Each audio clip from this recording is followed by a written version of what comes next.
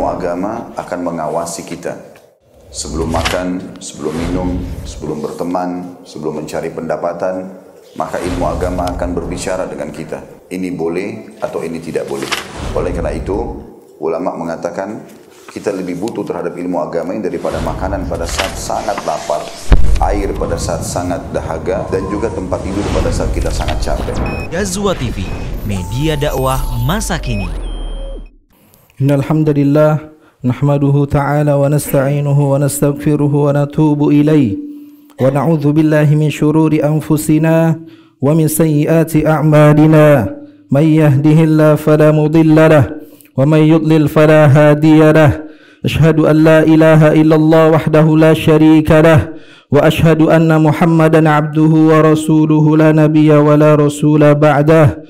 قال الله تعالى في كتابه الكريم يا أيها الناس اتقوا ربكم الذي خلقكم من نفس واحدة وخلق منها زوجها وبث منهما رجالا كثيرا ونساء واتقوا الله الذي تساءلون به والأرحام إن الله كان عليكم رقيبا. وقال يا أيها الناس اتقوا ربكم الذي خلقكم من نفس واحدة وخلق منها زوجها وبث منهما رجالا كثيرا ونساء واتقوا الله الذي تساءلون به والأرحام إن الله كان عليكم رقيبا. وقال يا أيها الذين آمنوا اتقوا الله وقولوا قولا سديدا يصلح لكم أعمالكم ويغفر لكم ذنوبكم ومن يطع الله ورسوله فقد فاز فوزا عظيما. أما بعد فإن أصدق الحديث كتاب الله وخير الهدي هدي محمد صلى الله عليه وسلم وشر الأمور محدثاتها وكل محدثة في الدين بدعة وكل بدعة ضلالة وكل ضلالة في النار. Ma'asyiral muslimin, jamaah Jumat yang dirahmati oleh Allah Subhanahu wa taala. Hari ini kita hidup di zaman yang luar biasa cepat. Zaman yang penuh dengan cahaya teknologi. Zaman di mana segala hal bisa dicari hanya dengan sentuhan jari. Sebuah informasi dapat begitu cepat kita raih tanpa harus bersusah payah, tanpa harus butuh waktu lama. Kesukaran dan kesulitan pun dapat diselesaikan dengan segala macam kemudahan yang ada. Dahulu para salaf, kalau ingin mendapatkan sebuah ilmu syar'i, mendengarkan satu ayat, satu buah hadis, harus menempuh perjalanan berkilo-kilo demi satu hadis, demi dua hadis. Mereka rela melakukan perjalanan yang tidak mudah dan tidak sebentar. Mereka mengorbankan waktu, mereka mengorbankan tenaga, mereka mengorbankan harta, dan bahkan terpaksa mereka meninggalkan keluarga. Akan tetapi hadirin, sekarang yang kita saksikan, kemudahan demi kemudahan dapat kita rasakan sekejap di depan mata. Dengan santai kita sambil belajar, kemudian mendengar kajian, mendengar murotal Al-Quran.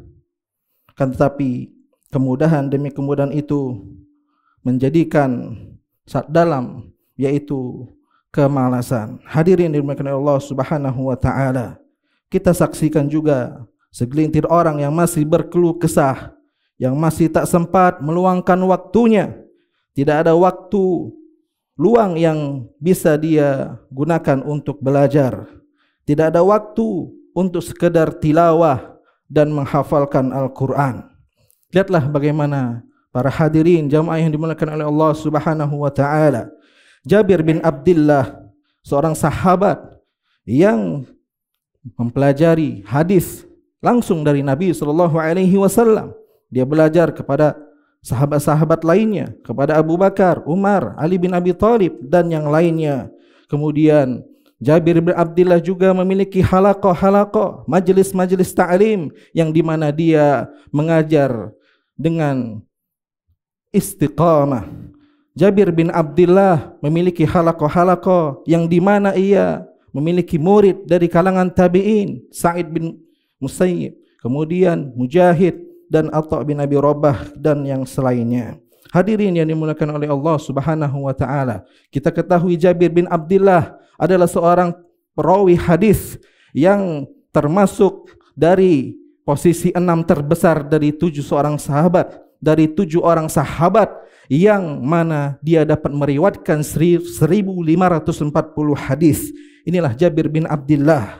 Tapi ada satu kisah yang pengen kita garis bawahi, yaitu kisah di mana Jabir bin Abdullah beliau merelakan waktunya, beliau merelakan tenaga mereka, beliau meninggalkan keluarga hanya demi untuk satu buah hadis. Beliau relakan perjalanan selama 1 bulan untuk menempuh yaitu satu buah hadis hanya demi mendengarkan secara lengkap hadis yang secara langsung dari seorang sahabat yang mendengar dari Rasulullah SAW. Inilah kesungguhan dari seorang sahabat. Hanya demi sebuah hadis dia rela, bahkan dia membeli seekor onta untuk dia tempuh perjalanan berkilo-kilo, berbulan-bulan, sehingga dia pun menemukan perawi hadis secara langsung. Dia menemukan yaitu perawi yang bernama Abdullah bin Unais. Dia tempuh perjalanan selama 1 bulan, hadirin yang dimuliakan oleh Allah Subhanahu wa taala. Kemudian sampainya di sana, dia pun bertemu salah seorang yaitu penjaga rumah beliau di depan pintunya. Kemudian beliau menanyakan, di manakah Abdullah bin Unais, bahwa Jabir bin Abdullah telah datang.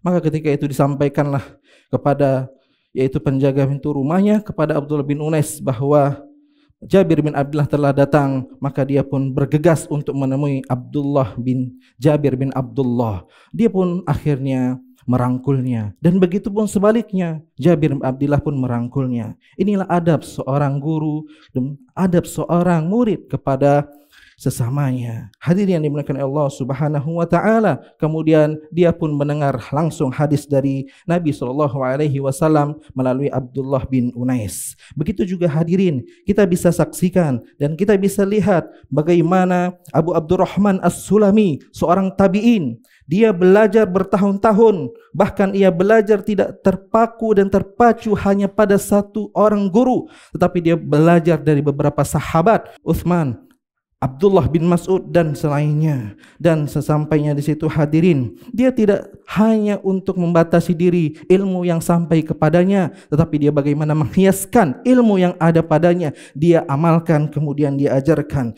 Disebutkan dalam sebuah riwayat bahwasannya Abu Abdurrahman As-Sulami ini dia mengajarkan yaitu ilmunya di sebuah kota yaitu di Masjid Kufah selama 40 tahun hadirin. Ketika ditanyakan kepadanya, bagaimanakah engkau wahai Abu Abdurrahman As-Sulami bisa bertahan duduk selama 40 tahun mengajarkan ilmu Al-Quran? Maka ia pun teringat sebuah hadis dari Nabi SAW, khairukum man ta'allama al-Qur'ana wa 'allama. Sebaik-baik kalian adalah orang yang belajar Al-Quran dan mengajarkannya. Itulah yang disebut oleh Abu Abdurrahman As-Sulami. Beliau menyatakan bahwasanya hadis tersebutlah yang menahan aku duduk di masjid ini. Hadirin yang dimuliakan oleh Allah Subhanahu wa taala. Lalu bagaimanakah dengan kita hadirin? Mereka bisa bersungguh-sungguh, mereka bisa bersabar, bahkan merendahkan dirinya. Mereka mau menuntut ilmu agama, mereka mau menghafalkan, mereka mau mengamalkan dan bahkan mengajarkannya. Hadirin, tidak lain dan tidak bukan adalah karena mereka mengetahui kedudukan ilmu agama, karena mereka mengetahui kedudukan para ulama. Karena ilmu agamalah yang menjadikan mereka jauh dekat kepada Allah Subhanahu wa taala, yang menjadikan orang jahil jadi alim, orang yang baik menjadi lebih baik, dan orang yang soleh menjadi lebih soleh. Karena ilmu agamalah yang menuntun seseorang kepada mana yang baik dan mana yang tidak baik, mana yang halal dan mana yang haram. Dengan ilmu agamalah hadirin, makanya Nabi SAW dari nasihatnya yaitu bahwasannya seseorang yang belajar dia akan diangkat kedudukannya. Bahwasanya Allah Subhanahu wa taala juga berfirman, yarfa'illahu alladhina amanu minkum walladzina utul ilma darajat. Sesungguhnya Allah akan mengangkat di antara orang yang beriman dan menuntut ilmu beberapa derajat. Begitu juga hadirin, bahwasannya Allah Subhanahu wa taala mengatakan, "Qul hal yastawil ladzina ya'lamuna wal ladzina la ya'lamun?" Apakah sama antara orang yang mengetahui dengan tidak mengetahui? Inilah hadirin keutamaan daripada ilmu. Makanya Ibnu Qayyim rahimahullah mengatakan, "Annal ilma yarfa sahibu fid dunya wal akhirah." Karena sesungguhnya ilmu, bahwasanya ilmu itu akan mengangkat seseorang di dunia ataupun di akhirat. Dengan ilmu hadirin, seseorang akan dimuliakan oleh Allah Subhanahu wa taala, dan sebaliknya dengan ilmu pula seseorang pun akan bisa dihinakan dan jatuh. Hadirin yang dimuliakan oleh Allah Subhanahu wa taala, makanya Imam Syafi'i rahimahullah, beliau pernah berkata, apabila aku melihat salah seorang ashabul hadis, seolah-olah aku sedang melihat seorang sahabat Nabi sallallahu alaihi wasallam, dan beliau pun mengatakan dan beliau berdoa, semoga Allah Subhanahu wa taala memberikan balasan terbaik untuk mereka, dan karena merekalah yang menjaga hadis-hadis Nabi sallallahu alaihi wasallam, mana hadis yang sahih, mana hadis yang hasan, mana hadis yang sahih li dzati, hasan li ghairi, mana hadis yang dhaif, mana hadis yang bisa diamalkan dan mana hadis yang tidak bisa diamalkan, karena merekalah menjaga hadis yang mulia, yaitu hadis Nabi sallallahu alaihi wasallam, sehingga para ulama pun saling memuliakan dan mendoakan. Muhammad bin Abi Hatim rahimahullah juga mengatakan, aku mendengar Yahya bin Ja'far, beliau pernah berkata, seandainya aku mampu menambah umur Muhammad bin Ismail, yaitu Imam Bukhari rahimahullah, dari jatah umurku, niscaya aku akan lakukan. Karena kematianku adalah kematian seorang lelaki biasa. Adapun kematiannya yaitu Imam Bukhari, berarti lenyapnya lah ilmu agama, akan hilang ilmu agama. Inilah bentuk ta'zim hadirin mereka kepada para ulama, sehingga mereka tidak menyia-nyiakan, mereka pun mendoakan dan saling yaitu memuliakan di antara sesama. Bahkan Allah Subhanahu wa taala berfirman, "Innama yakhsyallaha min ibadihi ulama." Hanya para ulama lah yang takut kepada Allah Subhanahu wa taala dengan takut yang sebenarnya di antara manusia. Mengapa hadirin? Ibnu Qayyim mengatakan bahwasanya pembatasan, pengkhususan bahwa yang dimiliki yaitu rasa takut pada seseorang itu hanya pada orang-orang yang diberi ilmu oleh Allah Subhanahu wa taala. Itulah hadirin yang dimuliakan oleh Allah Subhanahu wa taala. Makanya marilah kita niatkan ikhlas karena Allah Subhanahu wa taala dalam menuntut ilmu agama. Ihris ala ma yanfa'u, bersemangatlah atas apa yang bermanfaat bagi diri kita, dunia dan akhirat kita, dan jangan lupa berdoa kepada Allah Subhanahu wa taala. Dan ingatlah hadis Nabi sallallahu alaihi wasallam, "Man salaka tariqan yaltamisu fihi ilman, sahhalallahu lahu bi tariqan ilal jannah." Barang siapa yang menempuh suatu jalan dalam rangka menuntut ilmu agama, maka sahhalallahu lahu bi tariqan ilal jannah, niscaya kami akan mudahkan baginya jalan menuju surga. Makanya suatu ketika pernah Rasulullah SAW keluar dari rumahnya, lalu menghampiri para seorang atau sekelompok para seorang sahabat yang berada di Suffah, wa nahnu fi Suffah. Dan biasanya Rasulullah SAW menghampiri seorang sahabat tidak untuk berkata-kata yang sia-sia. Bahkan dia memberikan nasihat, memberikan motivasi kepada para sahabat. Mereka menunggu Nabi SAW untuk mendapatkan ilmu. Karena yang keluar dari mulut Nabi SAW, lisan Nabi SAW adalah perkara yang mulia. Kemudian Nabi SAW pun bersabda, "Ayuhibbu ahadukum ayyagduwa kulla yawmin ila buthan aw ila al-aqiq fayati minhu binaqatain qaumawain fi ghairi ismin wala qat'i rahimin." Suatu ketika Nabi SAW menawarkan kepada para sahabat, siapakah di antara kalian suka pergi setiap hari ke Buthan atau Aqiq yang berada di kota Madinah, kemudian mereka diberi 2 ekor onta qaumawain yang gemuk-gemuk, fi ghairi ismin, tanpa mereka harus bersusah payah, tanpa harus mereka berbuat dosa, wala qat'i rahimin, tanpa harus mereka memutus hubungan silaturahim. Maka fakulna ya Rasulullah nuhibbu dzalik, Mereka pun mengatakan, wahai Rasulullah, kami suka itu wahai Rasulullah. Maka Rasulullah mengatakan, faqala afala yagdu ahadukum ilal masjid faya'lam aw yaqra ayatin min kitabillahi azza wa jalla khairul lahu min naqatain. Tidaklah di antara kalian yang mana pergi ke masjid, kemudian pergi ke masjid dia mempelajari dan mengetahui ayat Allah Subhanahu wa taala.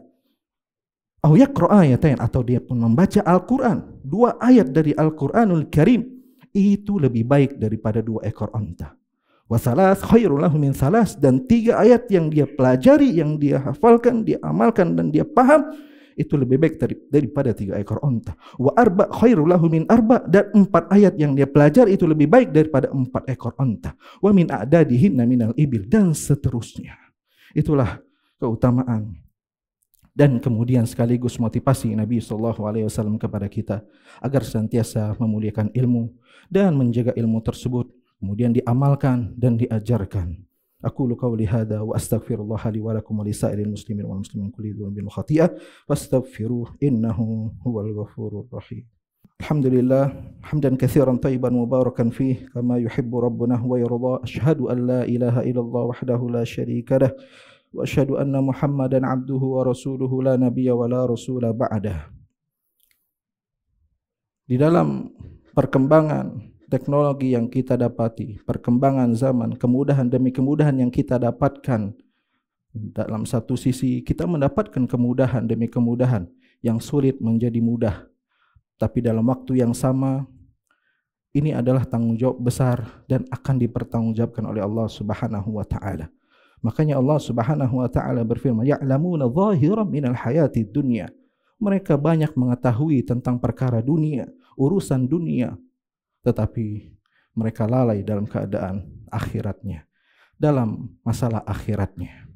Untuk itulah hadirin, mari kita jaga diri kita agar senantiasa kita menuntut ilmu agama agar menjadi hamba yang takut kepada Allah Subhanahu wa taala, agar senantiasa kita dekat kepada Allah Subhanahu wa taala, agar senantiasa kita di dalam jalan yang benar, yaitu jalan yang diridhai oleh Allah Subhanahu wa taala.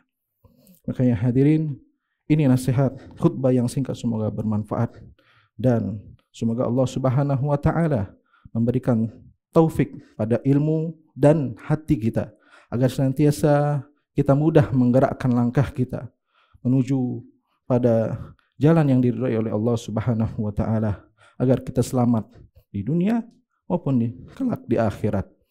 Pesan terakhir, Allah Subhanahu wa taala berfirman, wattaqullah wa yu'allimukumullah. Bertakwalah kepada Allah, niscaya Allah akan mengajarkan kita dan membimbing kita. Demikian, innallaha wa malaikatahu yusholluna 'alan nabi ya ayyuhalladzina amanu shallu 'alaihi wa sallimu taslima. Allahumma ighfir lil muslimina wal muslimat wal mu'minina wal mu'minat al ahya'i minhum wal amwat innaka sami'un qaribun mujibud da'wah. Allahumma 'allimna ma yanfa'una wanfa'na bima 'allamtana wa zidna ilma wa amala. Allahumma inna nas'aluka ilman nafi'an wa rizqan thayyiban wa amalan mutaqabbala. Rabbana hab lana min azwajina wa dhurriyyatina qurrata a'yun waj'alna lil muttaqina imama. Rabbana ighfir lana wa liwalidina warhamhuma kama rabbawna shighara. Rabbana atina fid dunya hasanah wa fil akhirati hasanah wa qina adzaban nar. Walhamdulillahi rabbil alamin.